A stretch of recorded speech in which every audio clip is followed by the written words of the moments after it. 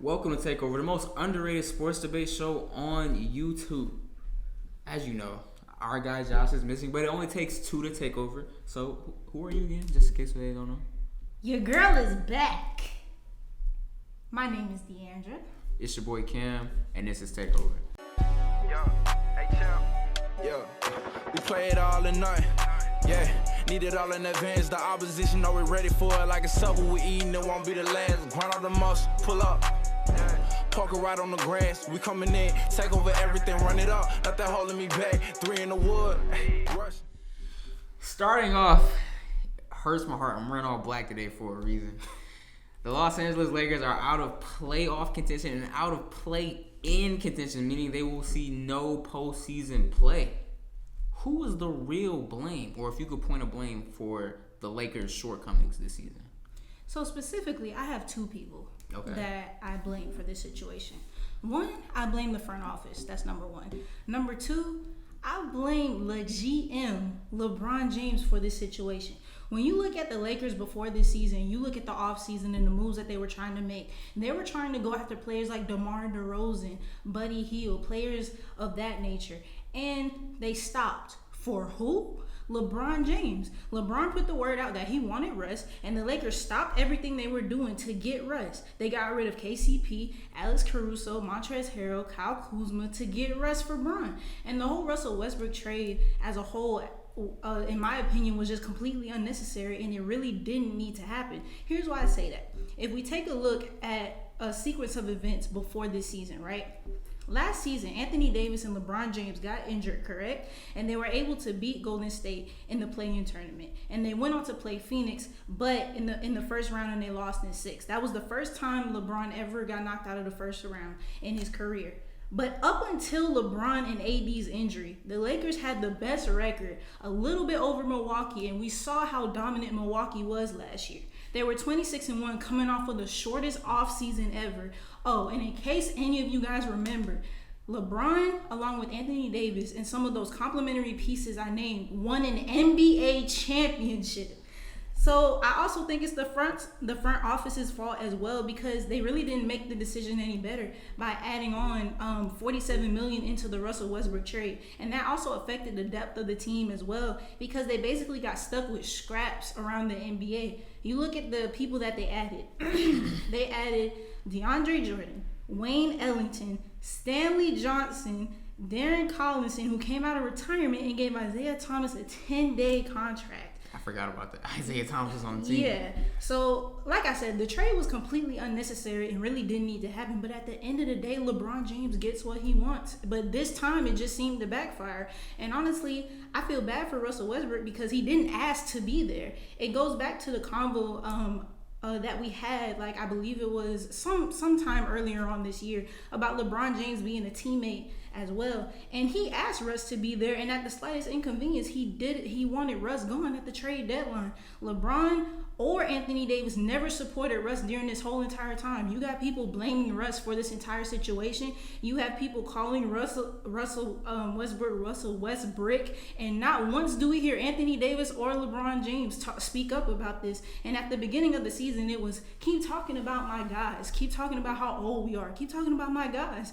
But he has nothing to say now about it. And now you have people blaming Russ once again for a situation that wasn't his fault. And that's my thoughts on this situation. So I think LeBron James is probably one of the blames too. So you basically said almost everything I could say about LeBron James. You know, also he's averaging these huge entire numbers, but he's not getting the best out of his teammates. So I think another main problem with this Lakers team was continuity. The big three really only played 21 games together and won 11-10 together, and they had 39 different starting lineups. They have more starting lineups than wins this season. So I think it was hard for everyone to really get into a flow when everyone's changing and there's so many pieces. And to, my boy Josh isn't here, but to his credit, the situation where Russ didn't work, I think it was horrible spacing. At one point watching the Lakers, you were like, man, this team really can't score, and they don't play any type of defense. And so you look at how bad they were defensively. they ranked the bottom of the league in opponent field goal percentage and total defense. So they really couldn't get it done on either side. And you look at the role players that you named. I know you said Stanley Johnson, the rest of these guys, but the only reliable role player they had was Malik Monk. Everyone else, Carmelo Anthony, you had Austin Reeves. They would have their moments, but other than that, they would have games going 1 for 7, 1 for 6. And the Lakers were built very top heavy, but the top wasn't there. Because it was either LeBron's out or AD's out, basically leaving Russell Westbrook to, deal with whatever he had to do. And Russ was having, I think, this is Russ's worst season, and I think worst season. It's his worst season. And, it's crazy because he averaged 18, 7, and 7. But that's what I'm saying. It's his worst season, and I think he's gonna be named the scapegoat for this because, like you said, LeBron was all for the team in the beginning, but as soon as things went bad.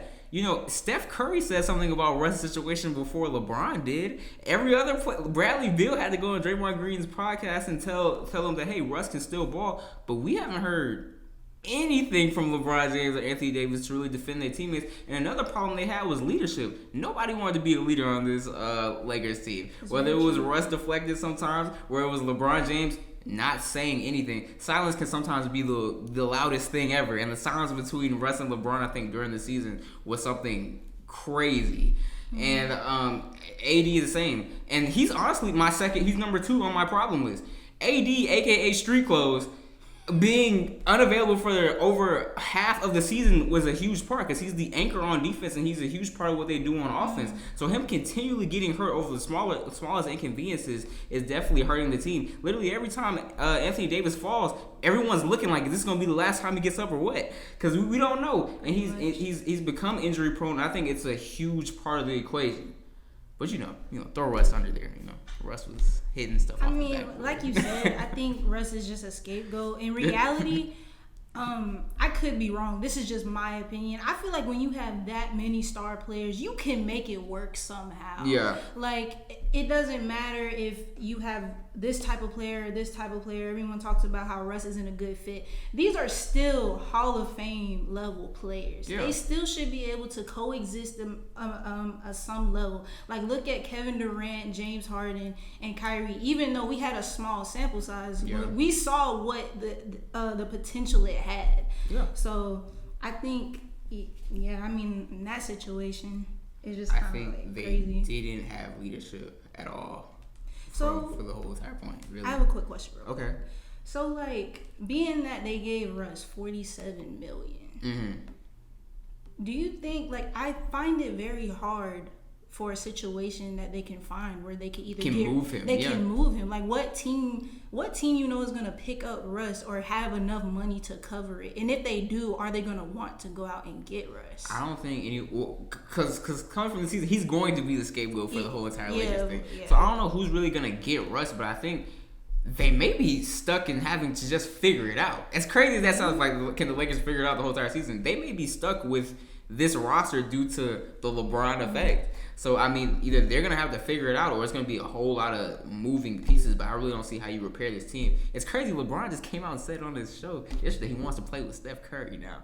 So, I don't know. I don't know what's going on. I don't know what's going on over there. And they gave away picks, too. So it's rough. That's what I'm saying. The Lakers can't get no better. This is the LeBron effect. He takes away all the resources.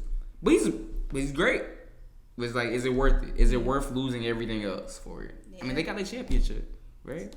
Yeah. So, But is this one of the most, would you say this is one of the most disappointing? It has to be. I think it has to be.